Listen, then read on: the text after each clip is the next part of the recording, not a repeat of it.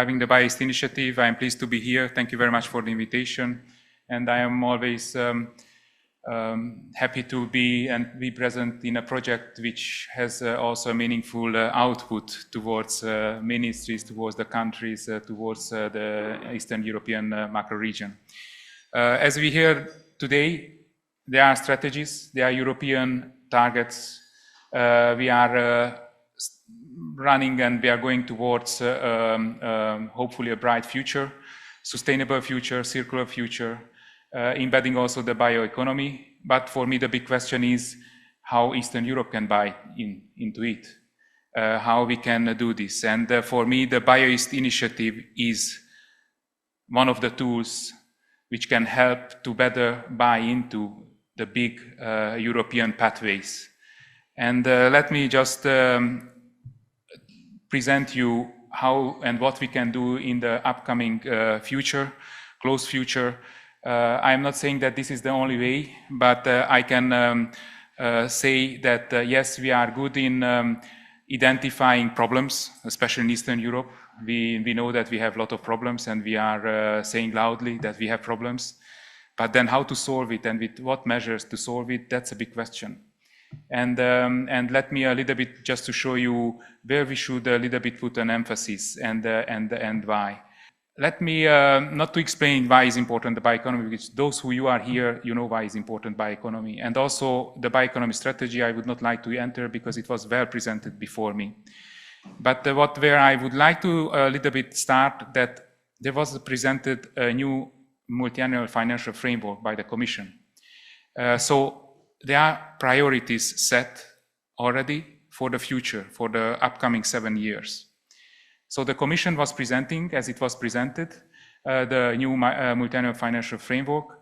And already this year, the member states and the European Parliament started to debate that multi-annual financial framework. So the next upcoming 7 years with priorities.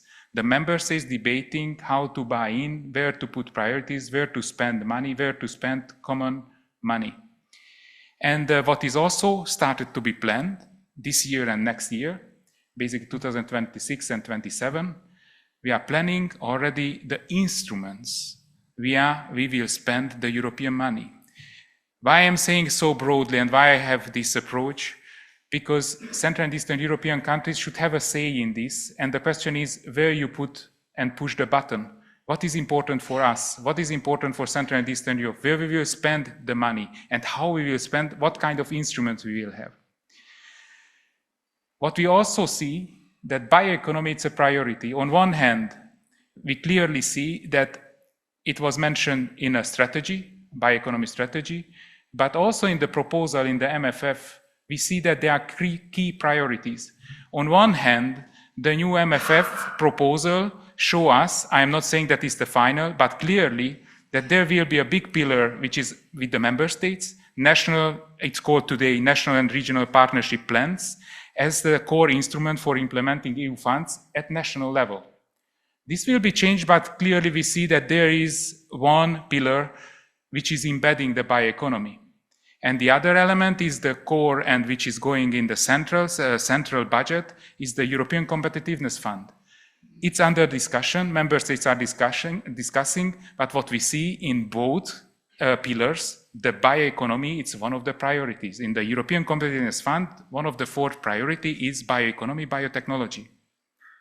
So this is a general picture. I do not want to enter in the discussion because MFF is discussed in a higher level with the member states, with the ministries.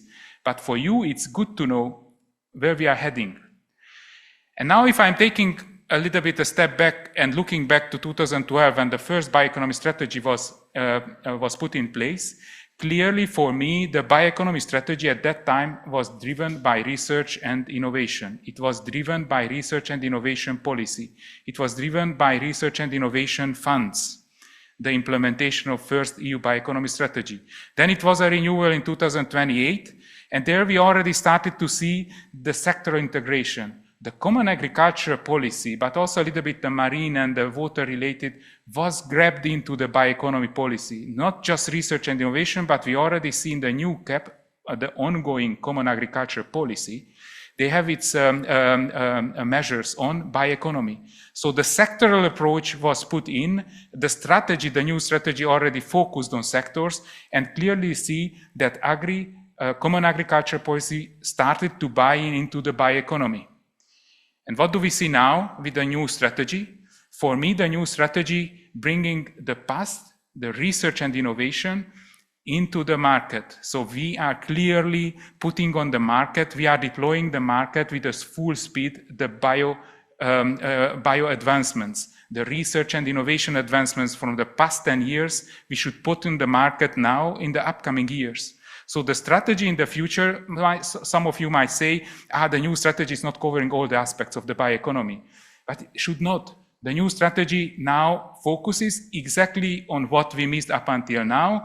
From research and innovation, you put on the market the advancements, how you can multiply, how you can bring knowledge and innovation. This is the new strategy.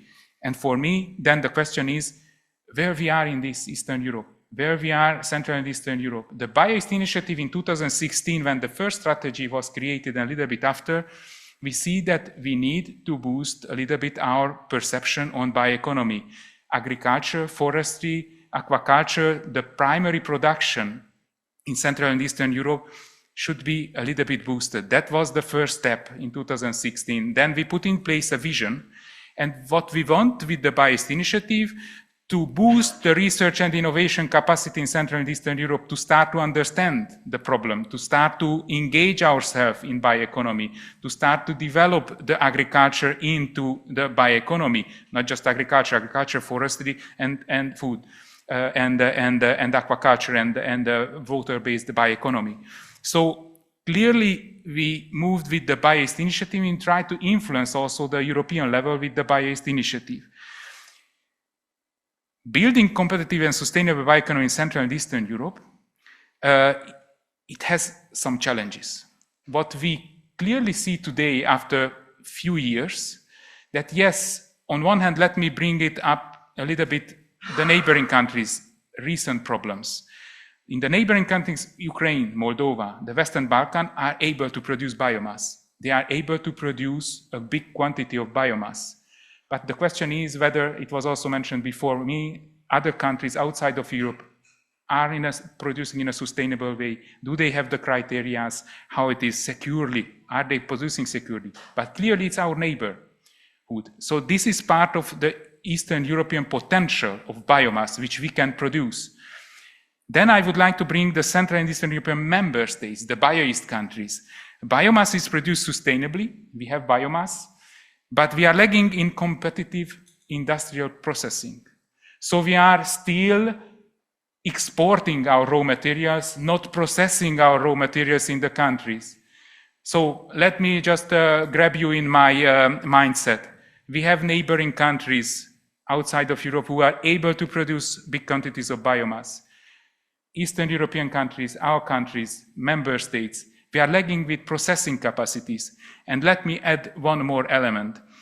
Across the macro region, including Ukraine, Moldova, Western Balkan, and the BIOEAST countries who are member states today, altogether strengthening research and innovation excellence in the bioeconomy remains a major challenge. We are lagging behind in research and innovation capacity, cannot effectively address individual countries alone. These individual countries cannot do alone because we are too small countries, too small capacities. So what we need to come together, and that's where the BIOEAST is coming in, and that's where the BIOEAST helping a little bit.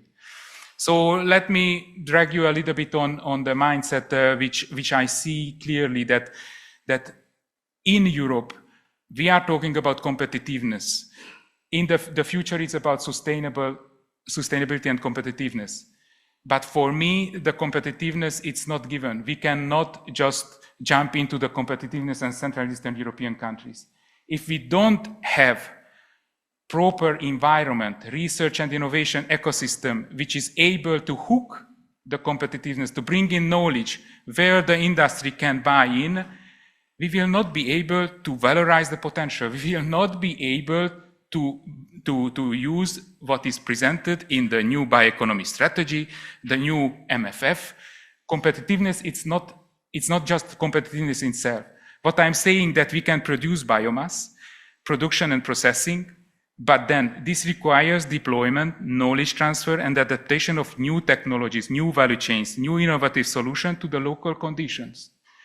But to be able to bring the knowledge at local level, this turn require an innovative ecosystem and both public and private investments. Do we have this ecosystem here? And to have this ecosystem here, the next and the first step for me would be that we should have a viable research and innovation ecosystem in the prerequisite for boosting national level bioeconomy.